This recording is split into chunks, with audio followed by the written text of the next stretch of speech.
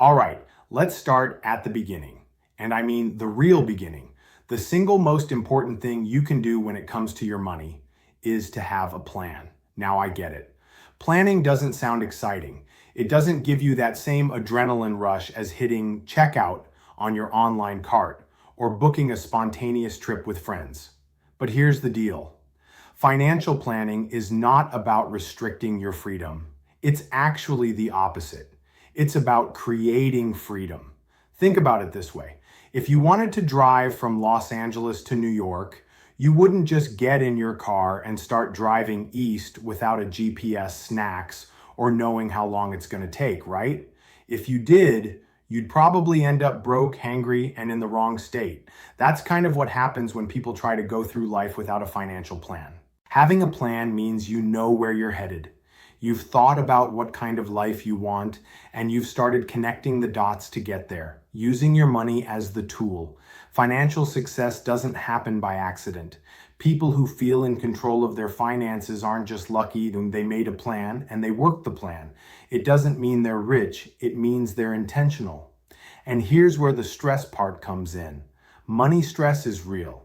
It's actually the top cause of anxiety for young adults, even more than grades or relationships. But the antidote to financial stress is clarity. When you have a plan, you don't have to guess every time something unexpected happens. You already know your priorities. You've already built in a little breathing room. A good financial plan isn't about knowing what will happen. It's about preparing for what might happen. Let me give you a quick example. I once worked with a student who had every dollar in her checking account spoken for. Rent, groceries, her gym membership, it was all accounted for. She even had a little line item called emergency burrito because, in her words, sometimes life just requires a burrito. But guess what? That plan gave her confidence. She didn't flinch when her car battery died. She already had the money set aside. No credit card panic, no borrowing from friends, just calm. That's the power of planning. It doesn't mean you'll avoid every financial bump in the road. It just means you're not flying blind. So even if you're not making much money yet, even if you're just figuring it all out, start practicing the habit of planning. It's one of the best financial muscles you can build early on. Now that you know why a plan matters, let's talk about a major piece of it, your career. It impacts every part of your financial life. Let's shift gears and talk about one of the most overlooked parts of financial planning, your career. Not the what do you want to be when you grow up conversation from second grade, but the real version, the one that forces you to think about how your future job is going to shape your lifestyle, your bank account, and yeah, your happiness. Here's the truth. Your career is one of the biggest drivers of your financial reality. It sets the tone for how much money you'll make, what kind of benefits you'll receive, and how much flexibility you'll have in your life. But it's not just about chasing the highest salary. It's about aligning your career with the kind of life you actually want to live. So how do you do that? Well, it starts by defining your goals, not just the I want to be rich goals. We're talking about what matters to you.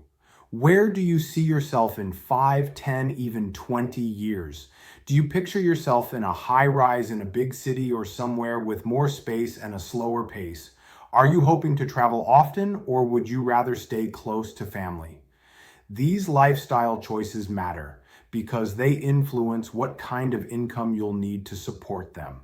Let's say you're thinking about working in social services or education, meaningful careers, no doubt. But you'll also need to be realistic about what the salary range looks like and how that matches up with your goals. If your dream is to live in downtown Boston, enjoy frequent travel, and eat out 5 nights a week, a job with a $35,000 starting salary might make that lifestyle tough to pull off, at least in the beginning. That's why we'll explore geographic location and cost of living. A job that pays $60,000 in Atlanta could actually give you more breathing room than a job that pays $80,000 in San Francisco. It's not just about how much you earn, it's about how far that money stretches in the real world. Now, part of career planning also means looking at job market trends. What industries are growing? Where's the demand? If you're majoring in something because it sounds fun, but it's shrinking faster than your freshman meal plan balance, it's worth rethinking. You don't have to give up your passions, but you do need a strategy. And let's not forget work-life balance.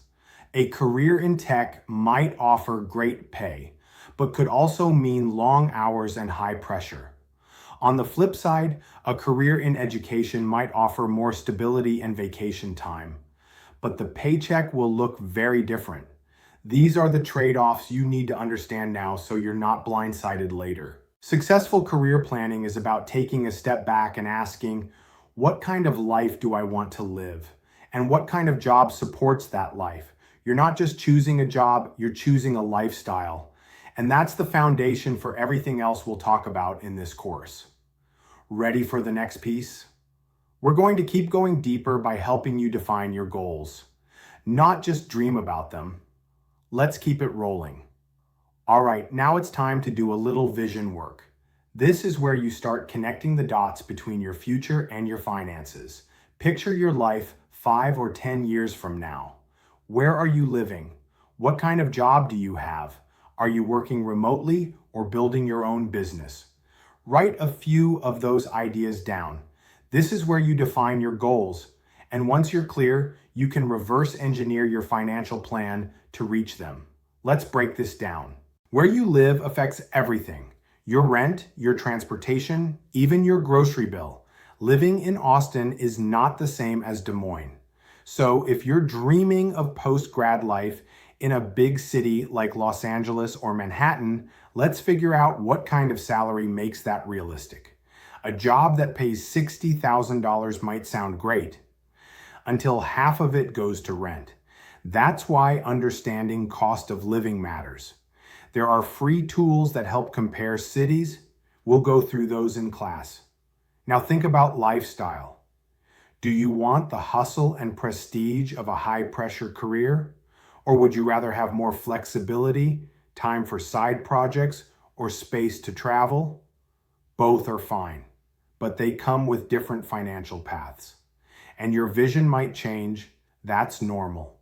What matters is building the habit of checking in with yourself. What do you want? What will it cost? How will you pay for it? This class is about giving you the tools to answer those questions. So dream big and grab a calculator. All right, so now that you've got a vision, let's talk about the reality check. How do you match your dreams with an actual career that pays the bills? So how do you actually put this vision into motion? That's where real career planning comes in, the kind with steps, decisions, and a plan you can follow. Because while passion is important, we also need to talk about paychecks. Evaluating career opportunities isn't just about what sounds cool or what your parents want you to do. It's about understanding the financial reality of different careers and making sure your income can support the life you want to build. Let's say you're choosing between two paths. One is in tech. The starting salary might be $95,000, but the job could come with long hours, high pressure, and a bit of uncertainty with market shifts. The other is in education. Maybe it starts closer to $45,000, but with more time off, solid benefits, and a deeply fulfilling purpose. There's no one-size-fits-all answer here, but the important thing is to zoom out. Don't just look at the salary. Look at the full package: benefits, lifestyle, hours, stress level, growth potential, and yes, cost of living in the city where you'll work. And let's talk about job market trends. Some fields are growing fast, like cybersecurity, data science, and renewable energy. Others might be shrinking or shifting due to automation or global changes. Doing a little research now can help you avoid a rude awakening later when the job you thought was secure suddenly disappears. There are websites that track average salaries, job outlooks, and employment trends for pretty much every field. And we'll walk through how to use those in class. But even beyond data, it helps to talk to real people in the field. Ask them what their day-to-day is like, what they love, what they'd change. You'd be amazed how much you can learn from a few honest conversations. Here's a quick story. Early in my career, I met someone who worked in high-end fashion. Glamorous job, right? Tons of travel, elite clients, designer everything. But when I asked her how she managed financially, she laughed and said, "I love the job, but I drive a used car, I live with 2 roommates, and I pack lunch every day. It's not what people think." That stuck with me. Every career has trade-offs. The key is knowing what you value most and owning those choices. What matters most is knowing what you value. Do you want to work remotely, travel a lot, have a flexible schedule, be part of a big team, lead people, work solo? All of those preferences tie into the kind of career and salary that will be a fit for you. And here's one more thing. Try not to fall into the comparison trap. What works for your best friend might not be what works best for you. Now that we've talked about how to evaluate opportunities, let's move into the next part, understanding the trade-offs between career and lifestyle and how they shape your financial goals. This one's big, and it's one of the biggest mindset shifts you can make while you're still in school. Because for a long time, a lot of us were told to pick a career based on what we're good at, or what makes the most money, or what sounds impressive at a party. But here's the truth. Your career and your lifestyle are in a long-term relationship, so they better get along. Let's say you imagine your future self traveling a few times a year, having time for family, going to the gym, eating dinner before 9 o'clock, and sleeping more than 5 hours a night. Now picture that alongside a high-powered job that has you on call every weekend and clocking 60-hour weeks. Something's got to give. That's why this part of the class is so important. We're not just going to talk about what careers pay well. We're going to talk about what it feels like to actually live those careers. Some jobs offer more money, but come with a high cost. Stress, long hours, lack of flexibility. Others may pay less, but offer a ton of work-life balance, meaning you have time and energy to actually enjoy the life you're building. There's also the emotional side of lifestyle. Maybe you want to live in a major city with a fast pace and tons of culture. Or maybe you'd rather be in a smaller town with a slower rhythm and a lower cost of living. Those choices directly impact your financial plan. A $50,000 job in rural Montana might go a lot farther than a $75,000 one in San Francisco. Here's a quick way to think about it. Money is important, but it's not everything. What you're really chasing is freedom. Freedom to live the way you want, spend your time how you choose, and not feel constantly burned out or boxed in. I've worked with people who made boatloads of money but were miserable. No time to see their kids, always stressed, totally depleted. I've also worked with folks who made half as much but were calm, content, and in control of their time. That's not an accident. That's planning. So, when you're looking at career options, don't just ask, what does it pay? Ask, what does a week in this job actually look like? Because your lifestyle isn't just your nights and weekends, it's every single day. Now that you've got a sense of how career and lifestyle have to work together, let's talk about how to turn all of this into a plan, a real, actionable set of financial career goals that align with your values, your income, and your vision for your life. All right, this is where things get real. Because it's one thing to dream about your ideal lifestyle and career, and it's another to turn that vision into a concrete plan. That's what we're doing here. We're setting financial career goals that actually make sense for who you are and how you want to live. Start with this. What do you want your life to look like in 5 years? 10 years? Not just where you want to work, but where you want to live, how you want to spend your time, and what kind of financial stability you want to have. Do you want to own a home, start your own business, travel regularly, pay off your student loans in full, retire early? These aren't just far-off ideas. They're the targets we'll use to create your financial plan. Financial career goals usually come in 2 categories, short-term and long-term.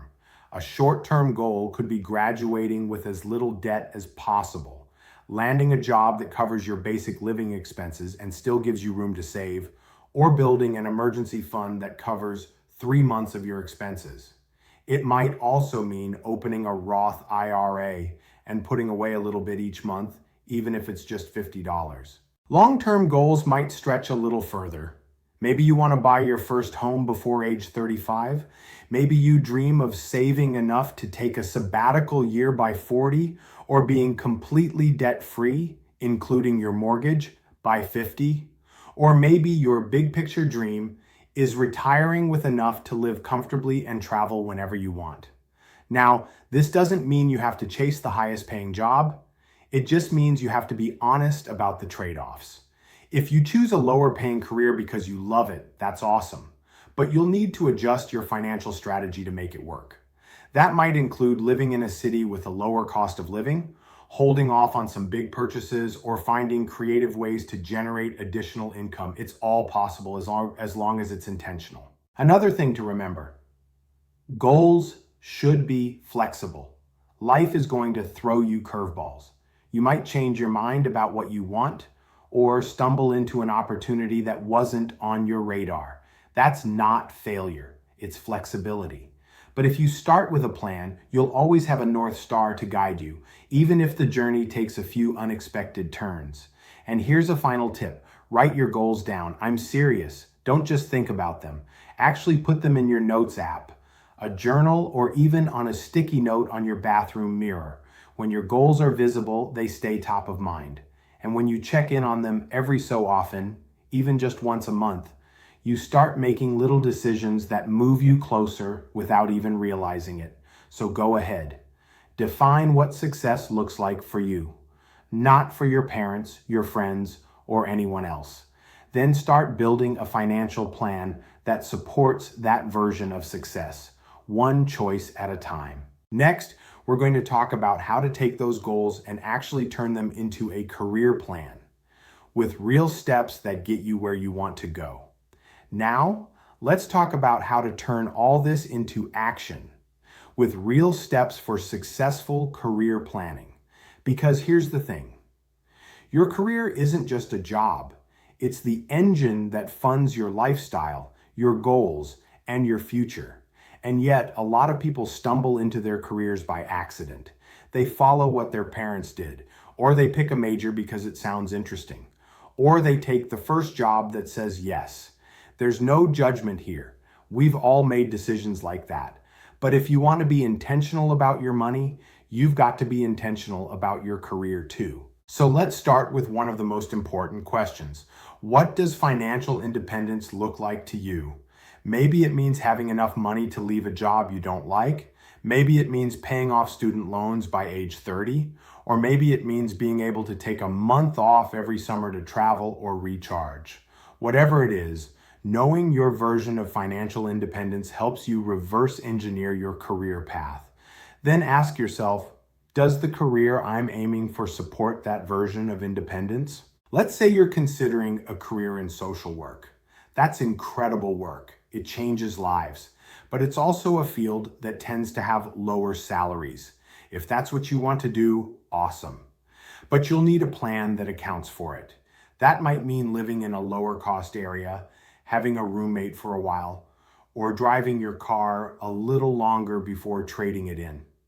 On the flip side, maybe you're looking at a career in software development, higher pay, potentially more flexibility, but maybe more stress or longer hours. This is where alignment matters. When your lifestyle goals and your career path are in sync, things start to feel doable. You're not constantly stressed or spread thin. You can see the road ahead and you're excited about it. Another piece of this puzzle is job satisfaction. You might find a job that pays really well, but if it drains you, burns you out, or goes against your values, that paycheck might not be worth it. Remember, your career affects more than your bank account. It affects your relationships, your health, your time, and your overall quality of life. That's why planning matters. And don't forget about growth potential.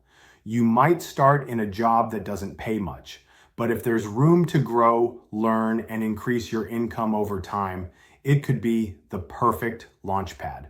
Look for roles that offer mentorship, training, or a clear promotion path. Those are the jobs that pay off in the long run, literally and figuratively. Now, here's a little mindset shift. You're not just choosing a job, you're choosing a lifestyle, a set of trade-offs, a rhythm to your day, a level of flexibility, a community, a city, a way of living, and all of that should feel like it's working with you, not against you. So, start mapping it out. What's the lifestyle you want? What kind of hours do you want to work? Do you want to be remote in an office or somewhere in between? What kind of people do you want to work with? How much structure do you like? What kind of impact do you want to have? Answering those questions helps you narrow down your options and builds a clearer vision of where you're headed. And one of the best ways to open doors and create opportunities on that path is through your network. Networking is one of the most underrated and misunderstood skills when it comes to building a strong financial foundation. I get it. The word networking might make you think of awkward mixers, stale cheese cubes, and someone forcing a business card into your hand like it's a winning lottery ticket. But that's not what we're talking about here. Real networking is about building relationships that matter. It's about creating genuine connections with people who can open doors, offer guidance, challenge your thinking, and help you grow. And you doing the same for them. It's not about using people. It's about surrounding yourself with people who want to see you win. Here's the thing. Most jobs, especially the good ones, don't go to the person with the perfect resume. They go to the person who is known, liked, and trusted. A conversation with the right person can lead to an opportunity that never even gets posted online. That's the power of a strong network. So how do you build one? You start small, you talk to classmates, professors, guest speakers, alumni, family, friends, people you meet at events, internships, summer jobs. You ask thoughtful questions, you follow up, you show appreciation, you stay in touch, and most importantly, you offer value in return, even if it's just curiosity, gratitude, or support. Let me tell you a quick story.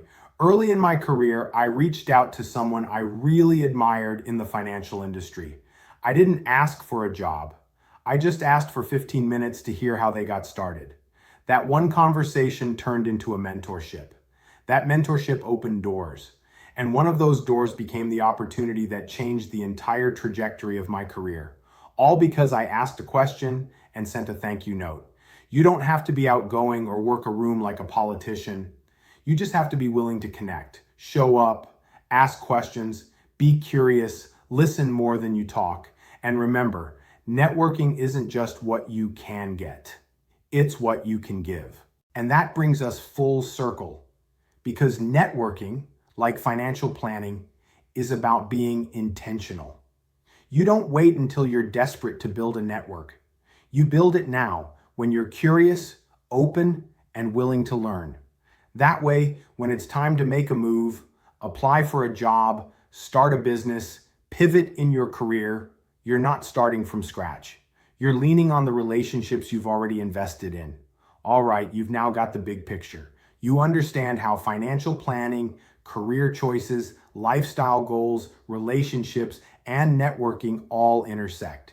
These aren't separate parts of your life. They're all threads in the same financial story. And it's time to start writing yours. Now, maybe you're single right now. Maybe you're dating someone casually. Or maybe you're fully in your I don't have time for anything but coffee and Canvas notifications era. But eventually, for most of us, there's going to be a partner in the picture.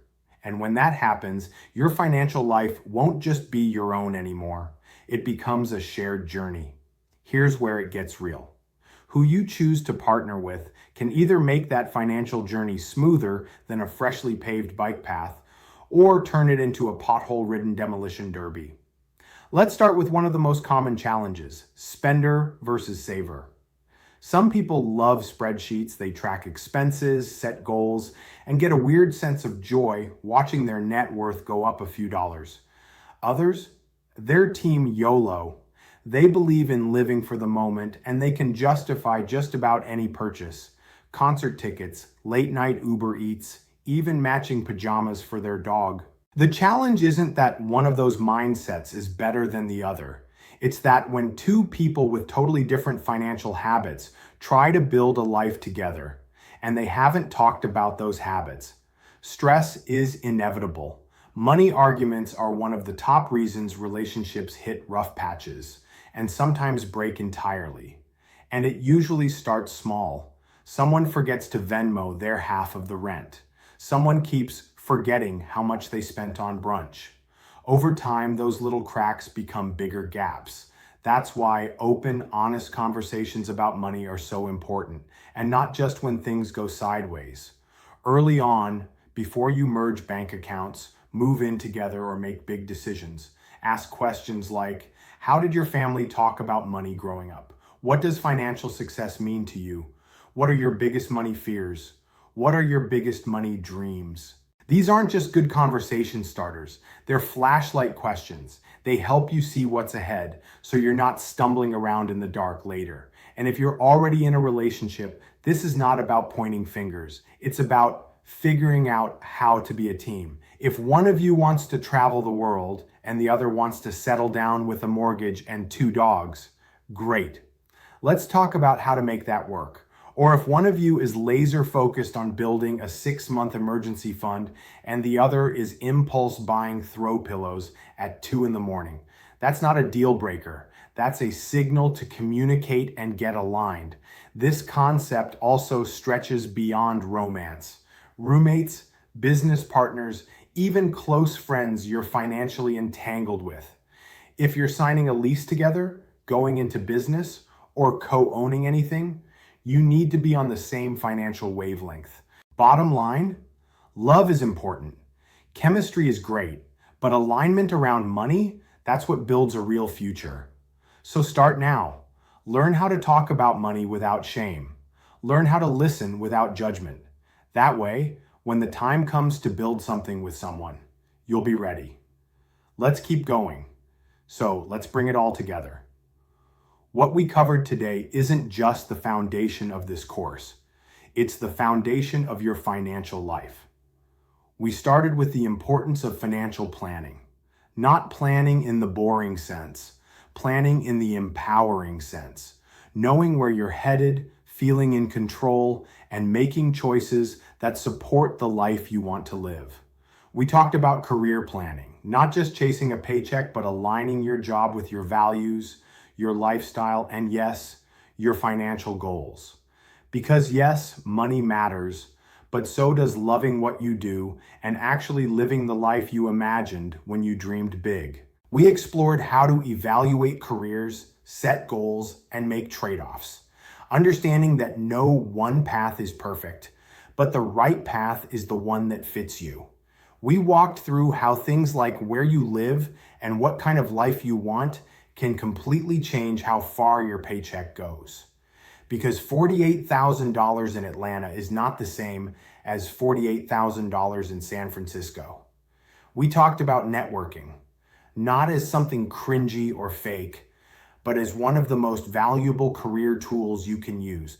Building real relationships, staying curious, staying connected, being someone who gives before they ask. And we wrapped with something deeply personal. The people you choose to build your life with, romantic partners, roommates, friends, the people in your financial circle matter. Alignment matters. And being able to talk about money early, honestly, and often, that's what keeps those relationships strong. You don't need to have it all figured out today. That's what the rest of this course is for. But today was about shifting your mindset. You're not just a student in a personal finance class. You're the CEO of your financial life. And you just took your first step toward building a future you'll be proud of. Now take a breath, take a beat, and get ready for our next class.